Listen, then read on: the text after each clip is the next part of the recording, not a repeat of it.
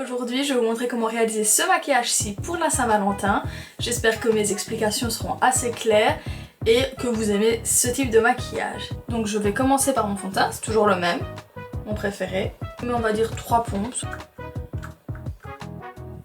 Voilà, et ensuite je vais en mettre un peu partout, histoire d'uniformiser le teint. Moi je préfère l'appliquer à l'éponge. Maintenant, si vous préférez l'appliquer au pinceau, vous pouvez aussi. On va dire que le problème de l'éponge, c'est que ça absorbe énormément de produit. Là j'ai mis 3 petites pompes, on va dire. Il faudrait que j'en rajoute encore une pour le front. Maintenant, j'aime beaucoup les grosses couvrances aussi, donc voilà. Pas oublier d'aller dans les coins. Et si vous avez des piercings comme moi, souvent ici, vous voyez, on oublie. Mais il faut pas oublier parce que sinon on n'a pas de fond de teint en fait entre les piercings. Donc je viens rajouter une pompe sur mon éponge pour finir mon front.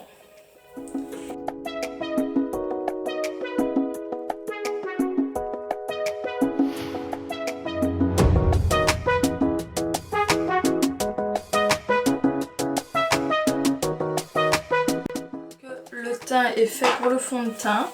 Je viens mettre mon anti-cerne. Moi c'est le Infaillible de chez L'Oréal. Alors j'en mets pas énormément comme la plupart des gens. Je trouve que c'est bien assez comme ça. Et pareil, je viens estomper avec mon éponge. On n'oublie pas entre les piercings.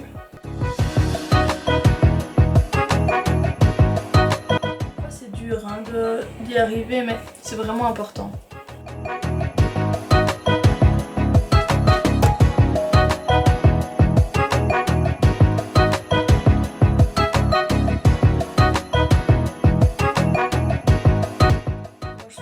Vraiment suffisant cette quantité là.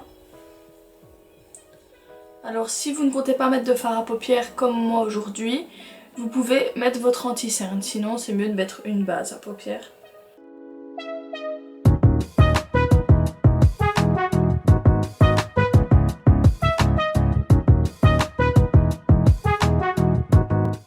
Voilà.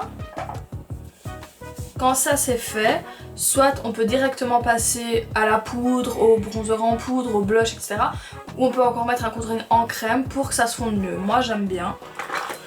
Donc je vais en mettre. J'utilise celui de chez Kiko, qui se présente comme ça. Je regarde beaucoup par là, parce qu'il y a mon retour qui est là. Donc vous voyez, je suis sûrement en train de loucher. Mais là, vous avez cette couleur là, qui est... nickel pour ma teinte de peau. Et je viens en mettre au point stratégique.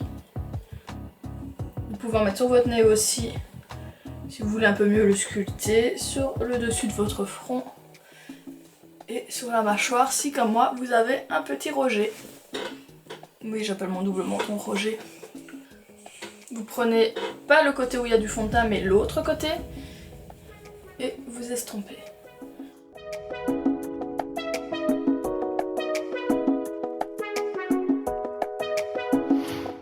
Ça se fond très bien.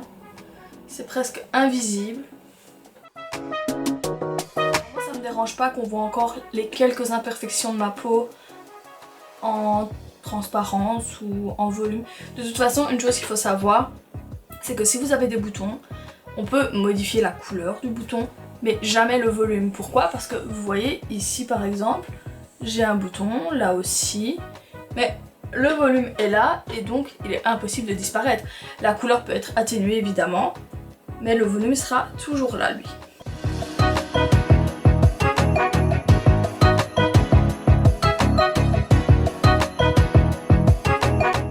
Alors votre teint c'est aussi selon vous votre type de peau. Moi j'ai une peau assez sèche et donc j'utilise des produits adaptés. Si maintenant vous avez une peau plutôt grasse, prenez des fonds de teint à fini mat. Moi je poudre quand même énormément, mais comme j'ai une peau assez sèche, je n'ai pas besoin de retoucher mon teint dans la journée. Maintenant on va passer à la poudre. Donc moi je viens fixer mon teint avec une poudre libre classique. Alors vous vérifiez bien que ici en dessous de vos yeux ce soit assez lissé. Si ça ne l'est pas, vous repassez un petit coup d'éponge avant de passer votre poudre. Et on peut y aller.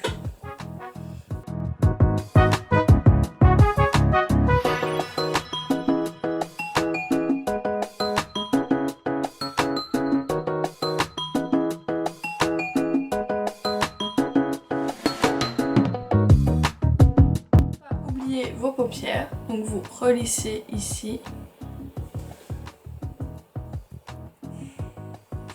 Encore une fois, ça c'est si vous ne mettez pas de fard à paupières. Là je prends une houppette plus petite pour être plus précise.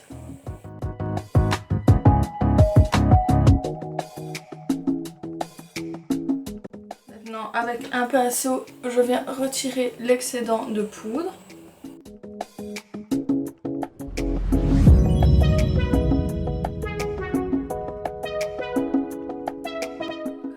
On n'oublie pas ici de nettoyer les piercings qui sont pleins de fond de teint et de poudre.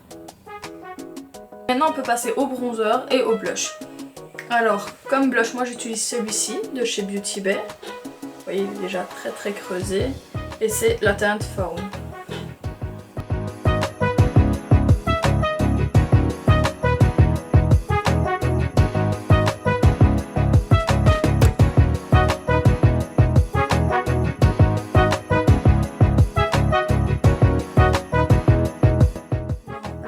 Blush de chez Beauty Bay aussi,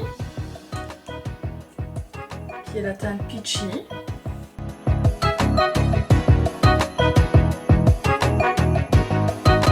C'est de l'highlighter. Je trouve que ça apporte une touche de lumière incroyable. Maintenant il faut prendre un qui est bon pour votre teinte de peau, sinon c'est très moche. Sauf si vous faites des maquillages un peu plus spéciaux ou plus artistiques, alors là bon bah oui évidemment, mais si c'est pour un maquillage de tous les jours, je conseille, maintenant chacun fait ce qu'il veut, je conseille toujours de prendre un highlighter qui est vraiment adapté à votre teinte de peau. Voilà, vous voyez ça reste très discret, c'est pas non plus...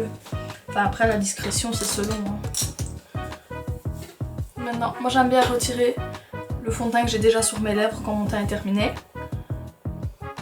Parce que je trouve ça très crade et ça me dégoûte. Voilà, hop. Là c'est un peu, voilà, pas tout à fait parfait. Mais comme après, on va venir faire une bouche rouge, tout va disparaître. Alors surtout, n'oubliez pas de fixer votre teint. Moi j'aime énormément le spray fixateur de chez Action, étonnamment. Sinon j'aime bien aussi celui de chez Make Up For Ever et le All Nighter de Urban Decay. Maintenant, ça à voir, hein. C'est vous qui voyez avec votre type de peau ce que vous préférez et ce que vous ressentez le mieux. Alors on se met à une distance quand même assez convenable.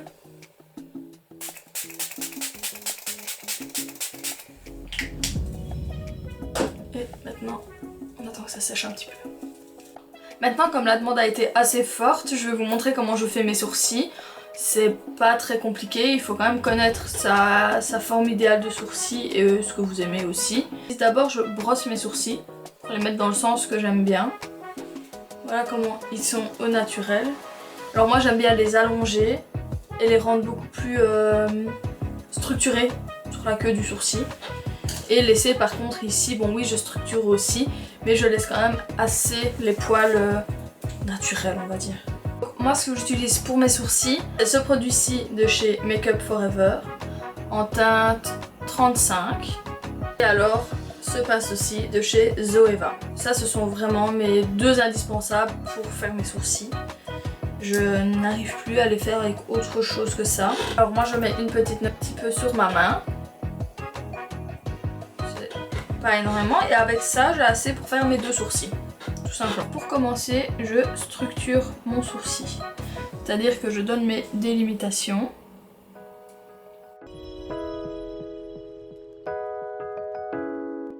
Je vais jusque là. Donc ici le bas est fait. Non, je fais le haut. Alors ici pour le haut, moi personnellement je regarde ici et là je le restructure. Donc on va dire la fin de mon sourcil. Vraiment faux, c'est imaginer.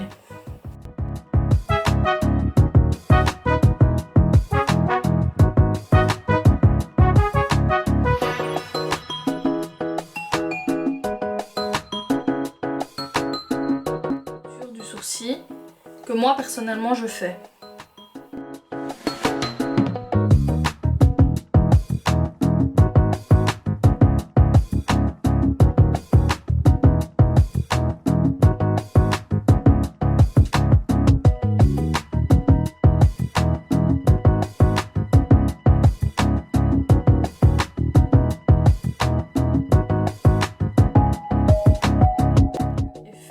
Et la demi du sourcil aussi.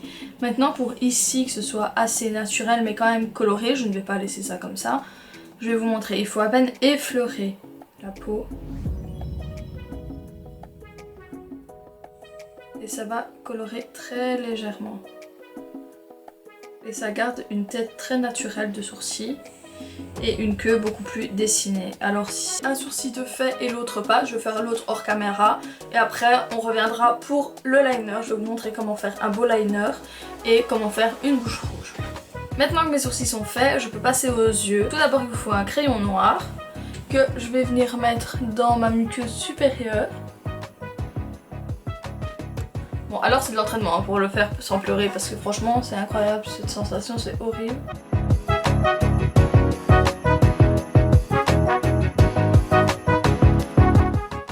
Qui est fait. Pourquoi je fais ça? Parce qu'avec les fossiles et le liner, si votre muqueuse reste couleur peau, ça va se voir et ça va être très très moche.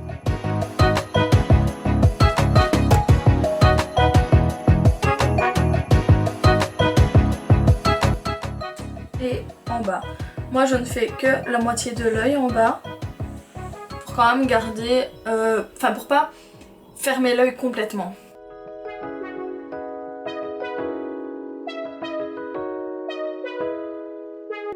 Mon éternel acolyte, c'est avec celui-ci que je fais tous mes liners. J'aime bien aussi celui de chez Martin Cosmetics. Maintenant ce que j'aime un peu moins c'est que celui-ci c'est vraiment un feutre, que le Epic Ink Liner de chez NYX ce sont des poils. Et j'ai plus facile à manier le poil que le feutre. Donc vous voyez la différence. Celui ici c'est de chez NYX et il y a des poils. Et l'autre c'est de chez Martin Cosmetics et c'est un feutre. Maintenant ce que j'aime beaucoup avec celui de chez Martin Cosmetics c'est qu'il est beaucoup plus long et donc plus précis. Maintenant avec les poils c'est aussi une précision incroyable. Donc je vais utiliser celui de chez NYX aujourd'hui. Donc tout d'abord on regarde droit devant soi, les yeux bien droits et on trace. Quand on regarde dans le miroir, parce que moi j'ai un miroir juste en dessous, c'est comme si on se regardait dans les yeux, donc on regarde droit.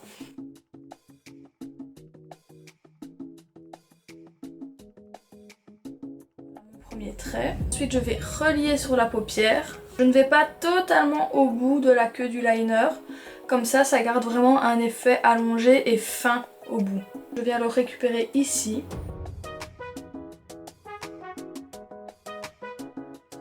Maintenant on peut fermer et tirer.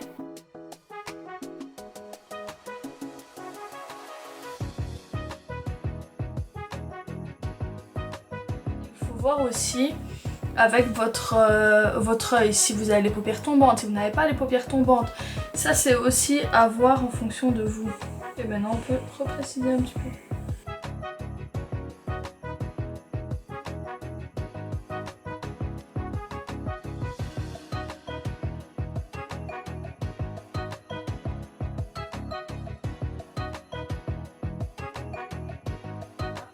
Mon liner est fait. Alors quand votre liner est fait, vous pouvez mettre votre mascara. Moi j'utilise celui de chez Martin Cosmetics. J'aime beaucoup parce qu'il apporte énormément de volume. Si vous faites une petite tache ici, c'est pas grave, vous laissez sécher surtout et on viendra les retirer après.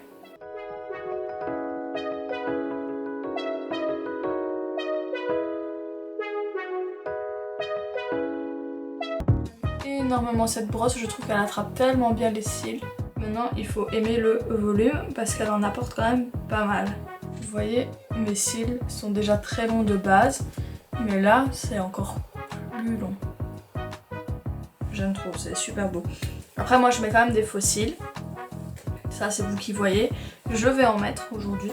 Alors comme colle à faux cils, moi j'utilise celle-ci de chez Allure. Elle est exceptionnelle, elle tient super bien. En mettre sur tout le long. Sécher peut-être une petite minute. Vous voyez quand la colle commence à être un petit peu comme ça, vous pouvez commencer à les placer. Ils sont déjà coupés à la taille de mes yeux, mais n'oubliez pas de les recouper quand vous avez des nouveaux à la taille de votre œil. Quand il faut les recouper, vous devez couper vers l'intérieur. Parce que si vous coupez vers l'extérieur, le problème c'est que tout ce qui est plus long ici deviendra de plus en plus court et puis ce sera très moche.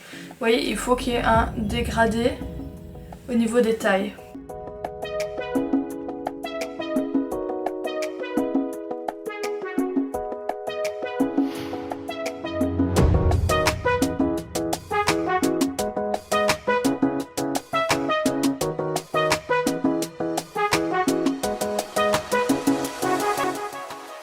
Les faux cils sont placés. Maintenant je vais vite retirer ici. Vous prenez un goupillon, tout simple, et vous grattez légèrement évidemment. Vous voyez, il y a tout qui part, il n'y a plus rien. Il faut attendre que ce soit sec, comme ça fait une petite boule et ça se décolle facilement.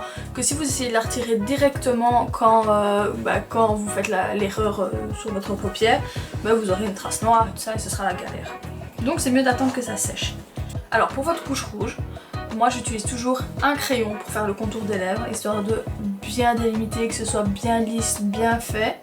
Et après, soit à votre convenance, soit un rouge à lèvres raisin, soit un liquide mat, un liquide gloss, peu importe vraiment. Alors pour le contour, j'utilise un crayon aujourd'hui de chez Huda Beauty, un rouge. Et moi je vais utiliser aussi le rouge à lèvres raisin mat qui va avec. Alors vérifiez toujours que votre crayon soit bien taillé, pas comme celui-ci. Donc là je vais le tailler, sinon vous vous arrachez les lèvres, c'est pas possible.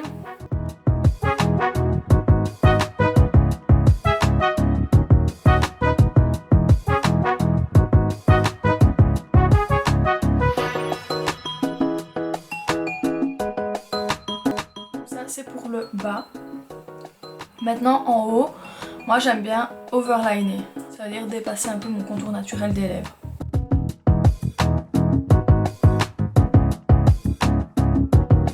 Vous ne devez surtout jamais oublier les commissures, là.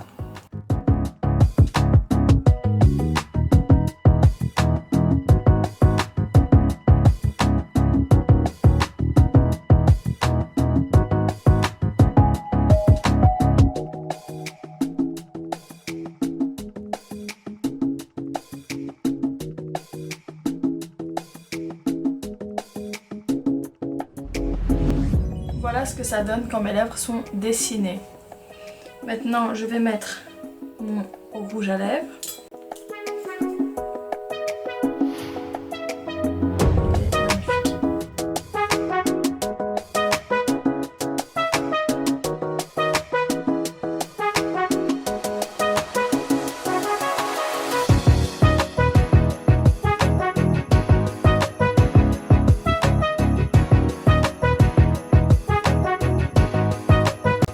Maintenant, avec le même pinceau que j'utilise généralement pour mes sourcils, je vais bien repréciser.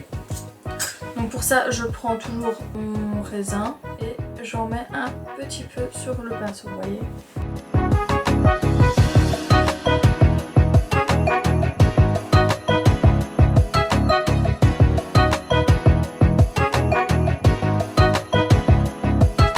Vous voyez, c'est nettement plus précis.